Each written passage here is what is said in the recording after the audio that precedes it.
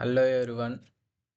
నిన్న మనం ఏం చూసామంటే ఐడెంటిఫైయర్స్ని, ఐడి ఆఫ్ టైప్ ఆఫ్ ఫంక్షన్ని, అలాగే డేటా టైప్స్ని ప్రాక్టికల్గా నేర్చుకున్నాం.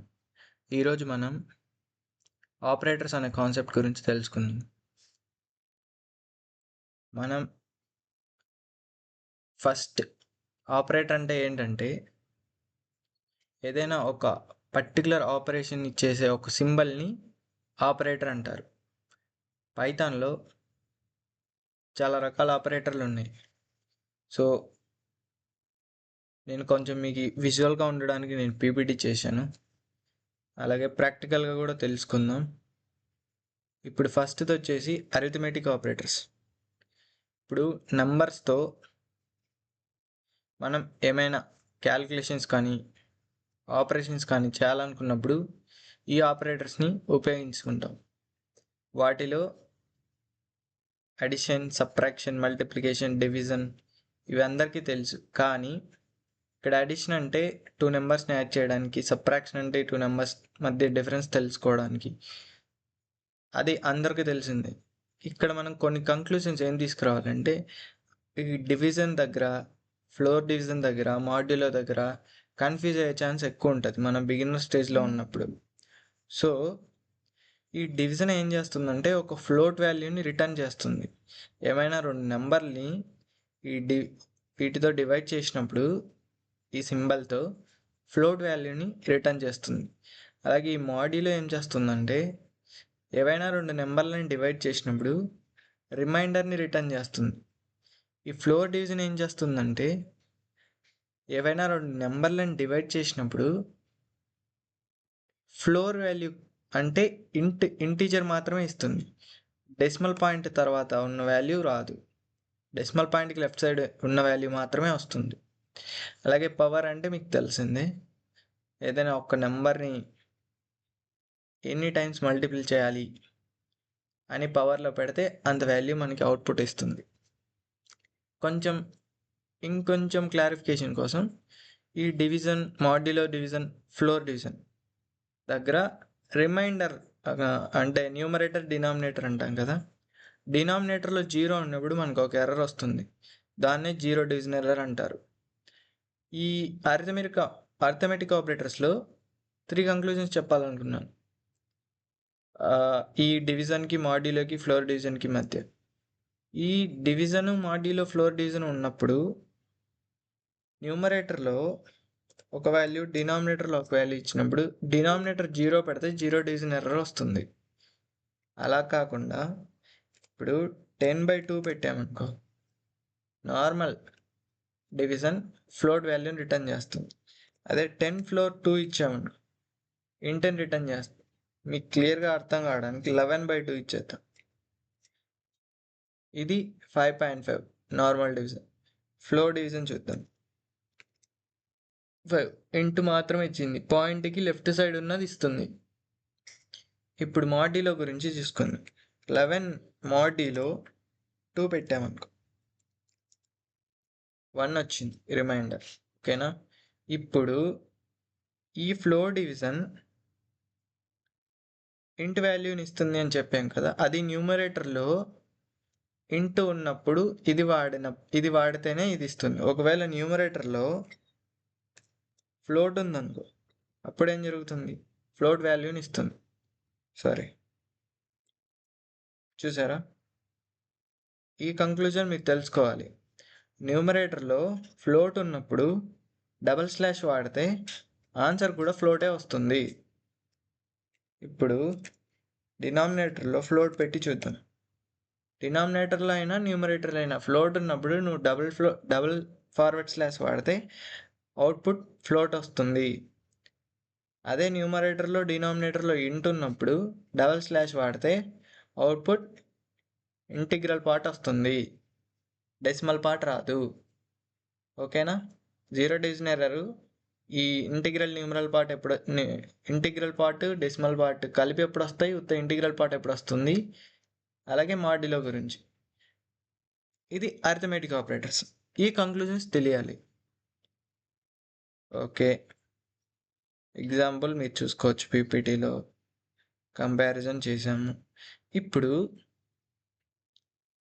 ఓకే, ఏమైనా 2 స్ట్రింగుల మధ్య ప్లస్ పెట్టామనుకో ఏమవుతుంది అంటే ఈ ప్లస్ అనేది 2 స్ట్రింగుల్ని కలపడానికి యూజ్ అవుతుంది, పక్కన పక్కన పెట్టడానికి. ఓకేనా? అలా కాకోకుండా ఒక స్ట్రింగ్ని ఒక ఇంట్నో ఫ్లోట్నో పెట్టామనుకో అప్పుడు మనకి ఎర్రర్ వస్తుంది, టైప్ ఎర్రర్. అలాగే ఒక స్ట్రింగ్ని ప్లస్ స్ట్రింగ్ రూపంలో ఉన్న ఏదైనా నెంబర్ని కలపడానికి ఉపయోగపడుతుంది. అలాగే ఇప్పుడు మల్టిప్లికేషన్ చూద్దాం, స్ట్రింగ్స్ దగ్గర ఎలా ఉపయోగపడుతుంది. ఒక స్ట్రింగ్ని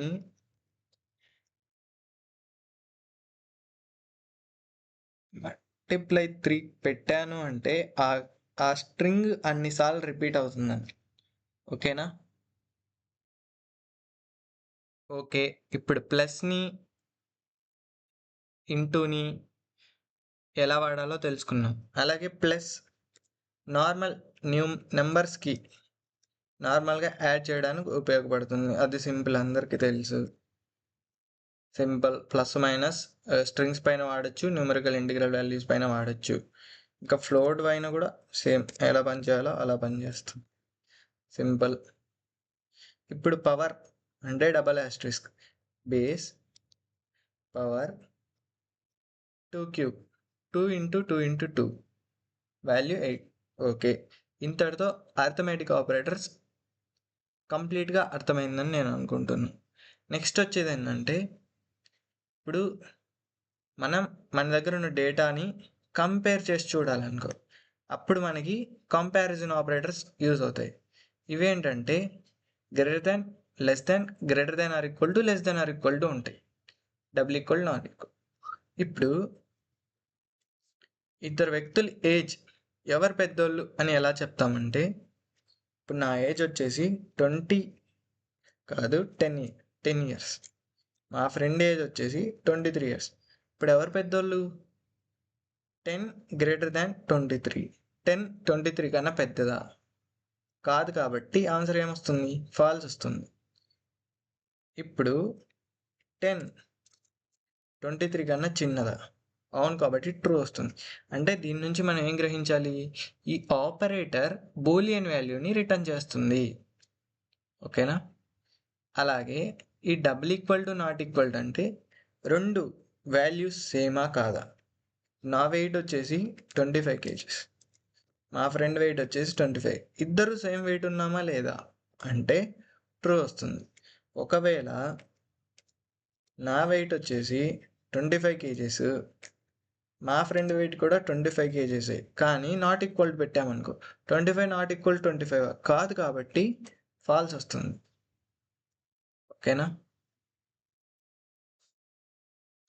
ఇక్కడ మీరు ఈక్వల్టీకి, సింగిల్ ఈక్వల్టీకి, డబల్ ఈక్వల్టీకి తేడా ఏంటంటే ఏదైనా ఒక వాల్యూని ఒక వేరియబుల్కి అసైన్ చేయాలంటే సింగిల్ ఈక్వల్ టు వాడతాం, కంపేర్ చేయడానికి డబల్ ఈక్వల్ టు వాడతాం, కంపేర్లో రెండు సమానమా కాదా అని చెప్పడానికి డబల్ ఈక్వల్ టు వాడతాం.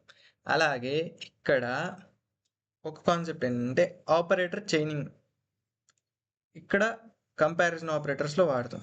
ఇప్పుడు చైనింగ్ అంటే ఏం లేదు, వరుసగా ఆపరేటర్ని యూజ్ చేసుకుంటూ పోవడం ఇలాగా.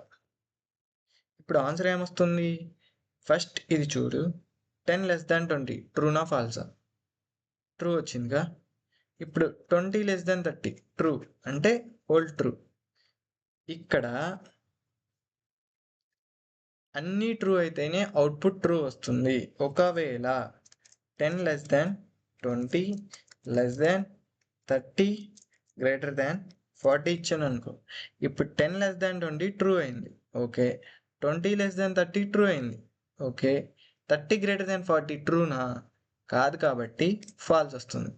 అలాగా అన్ని కండిషన్లు ఒకటొకటి పేర్ కంపేర్ చేసినప్పుడు అన్నీ ట్రూ అయితేనే ట్రూ వస్తుంది, లేదంటే ఫాల్స్ వస్తుంది. అది ఆపరేటర్ చైనింగ్. ఇప్పుడు నెక్స్ట్ వచ్చే ఆపరేటర్స్ ఏంటంటే లాజికల్ ఆపరేటర్స్. ఇవేంటంటే అండ్, ఆర్, నాట్ 3 ఉంటాయి. ఇప్పుడు అండ్ ఏంటంటే ఏవైనా 2 కండిషన్స్ చెక్ చేస్తున్నప్పుడు 2 ట్రూ అయితేనే అది ట్రూ అనే ఒక బూలియన్ వాల్యూని రిటర్న్ చేస్తుంది. అలాగే ఆర్ అంటే ఏంటంటే ఏదైనా ఒక్క వాల్యూ ట్రూ అయినా కూడా మొత్తం రిజల్ట్ ట్రూని రిటర్న్ చేస్తుంది. నాట్ ఏంటంటే ఆ వాల్యూకి ఆపోజిట్ వాల్యూ రిటర్న్ చేస్తుంది. అంటే అది ట్రూ అయితే ఫాల్స్ ఇస్తుంది, ఫాల్స్ అయితే ట్రూ ఇస్తుంది. ఓకేనా? ఇప్పుడు ట్రూ అండ్ ఫాల్స్ అనుకో, ఏమొస్తుంది? ఫాల్స్ వస్తుంది.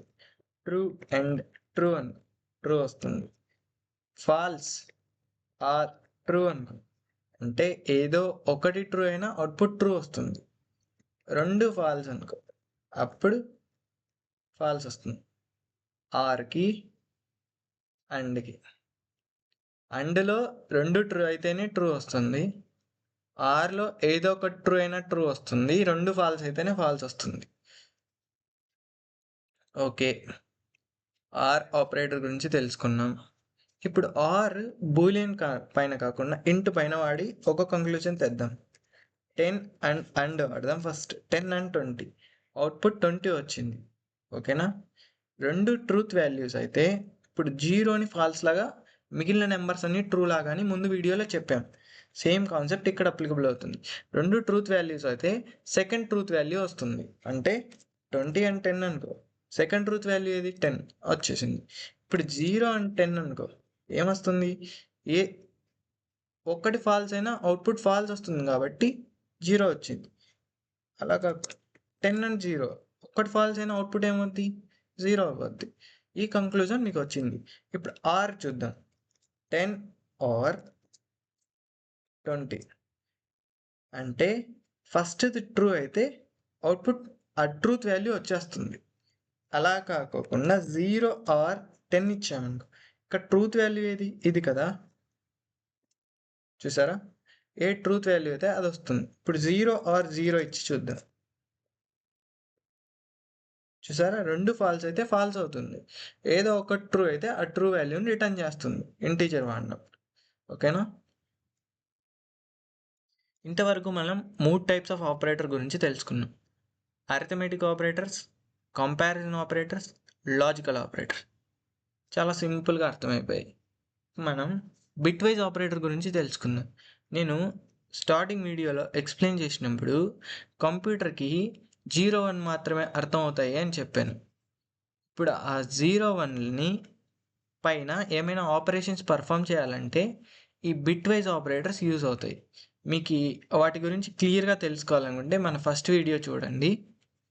ఇప్పుడు ఈ అండ్, ఆర్, XOR, ఈ అండ్ ఆపరేషన్ ఏం చేస్తుందంటే బిట్ బై బిట్ ఆపరేషన్ చేసినప్పుడు 2 బిట్స్ 1 అయితే అవుట్పుట్ బిట్ 1 ఇస్తుంది.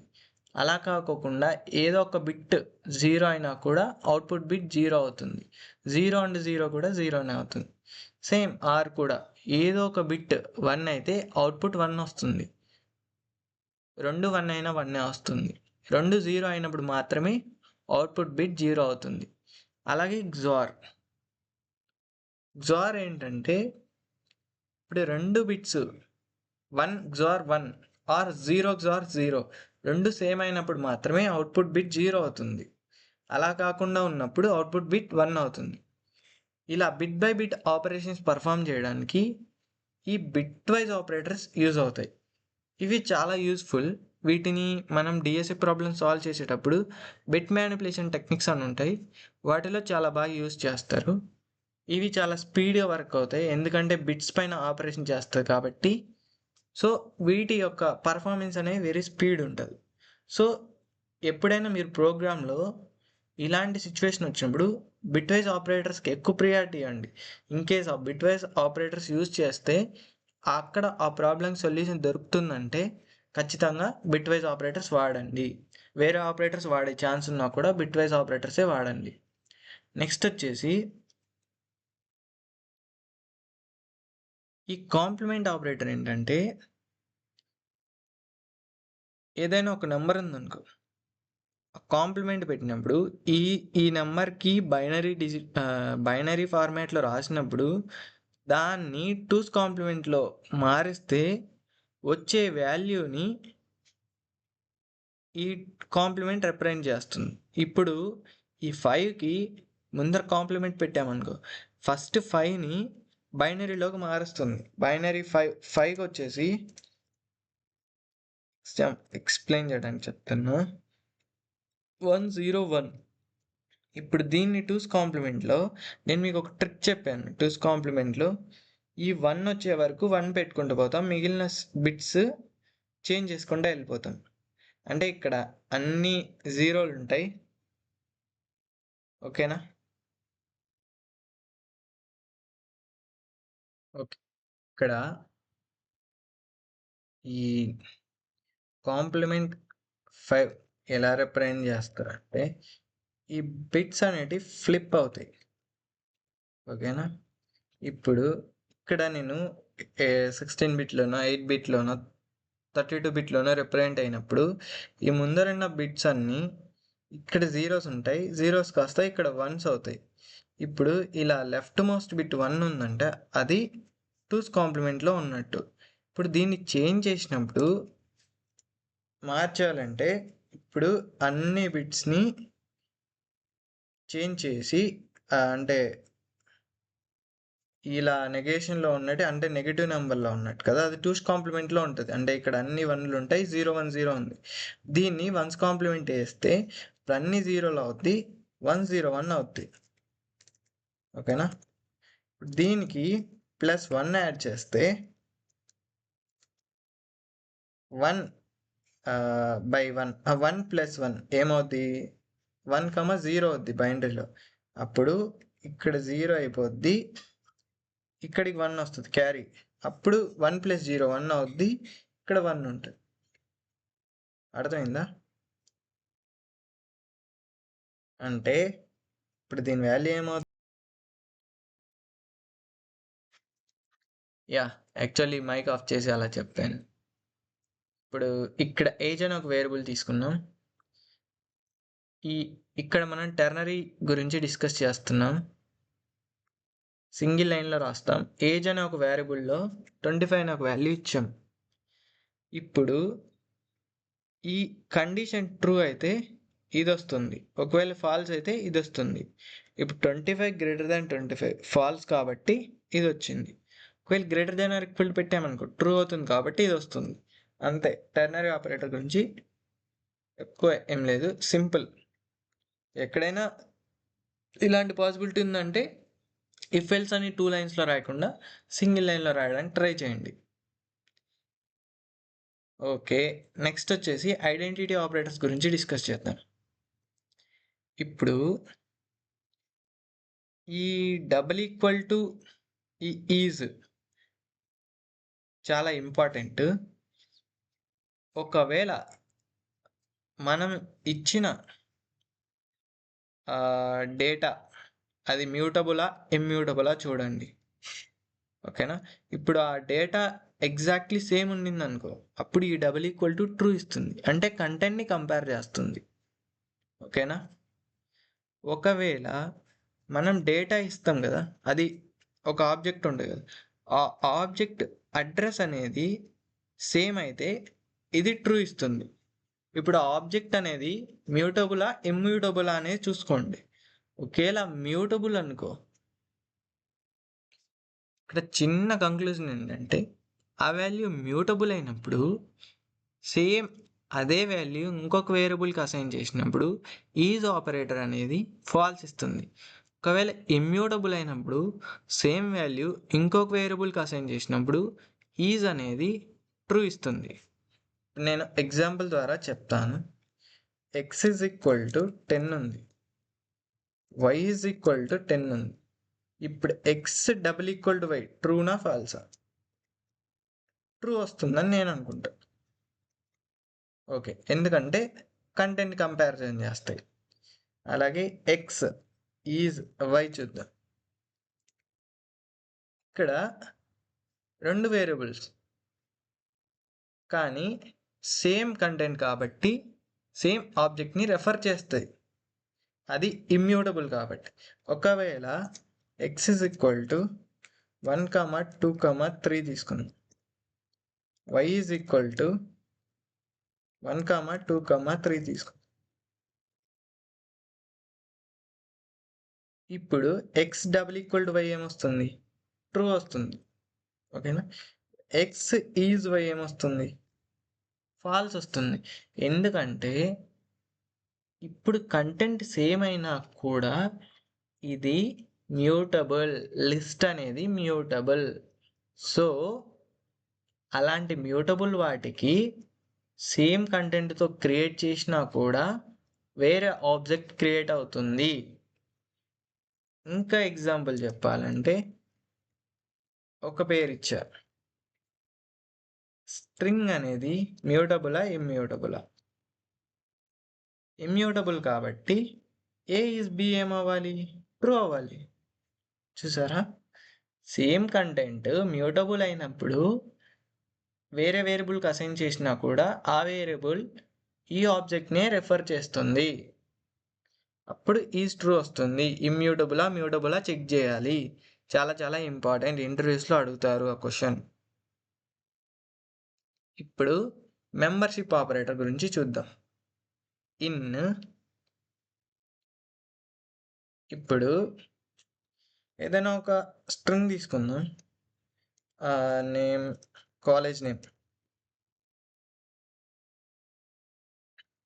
కాలేజ్ నేమ్ వచ్చేసి Rajiv Gandhi University of Knowledge Technologies. Okay. ఇప్పుడు నాలెడ్జ్ అనేది ఆ కాలేజ్లో ఉందా లేదా? నాలెడ్జ్ అనే ఒక పదం అనేది ఆ కాలేజ్ నేమ్లో ఉందా లేదా చూద్దాం.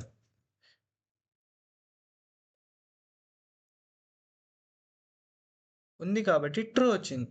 ఒకవేళ ఆర్కే వ్యాలీ ఆ కాలేజ్ నేమ్లో ఉందా లేదో చూద్దాం.